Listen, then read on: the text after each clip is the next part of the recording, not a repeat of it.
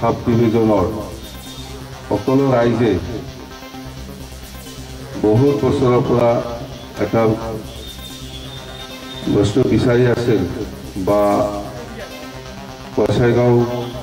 কোনোবা বেংগলী হওক বা মুছলিম ভাইসকলেই হওক বড়ো আদিবাসী হিন্দীভাষী বেংগলী বা এই গোসাইগাঁও সাব ডিভিজনৰ যিমান গোসাইগাঁও ডিষ্ট্ৰিক্ট পোৱাটো এই গোসাইগাঁও বাকী ৰাইজে বা গোসাইগাঁও টাউনৰ সব জাতি জনগোষ্ঠী বহুত বছৰৰ পৰা আশা কৰি আহিছে বা ডিমাণ্ড কৰি আহিছে। তো সেইটো আমি ইলেকশ্যনৰ নটিফিকেশ্যনৰ আগতে অসমৰ বহুত নতুনকৈ জিলা আৰু নতুন মহকুমা বনোৱা হ'ব বুলি ঘোষণা কৰা হৈছে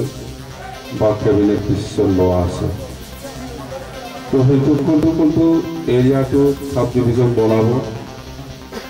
আৰু কোনটো সাব ডিভিজনটোত আমি ডিষ্ট্ৰিক্ট প্ৰপ'জাল দিছে এই গোৱালপাৰা টোটলি এইটো সাব ডিভিজন হ'ব পাৰে আৰু বকতো আমি ডিষ্ট্ৰিক্ট হিচাপে কিবা কৰিছোঁ। আমি BTC এৰিয়াত কামৰপুৰ আৰু গোসাইগাঁওটো ডিষ্ট্ৰিক্ট পাব লাগে হিচাপত আৰু নতুনকৈ সাব ডিভিজনটো আমি কচুগাঁও মুঠতে BTC এৰিয়াত এই চাৰিখন নহ'লেও আমাৰ এই গোসাইগাঁওটো হোৱাটো প্ৰায় নিশ্চিত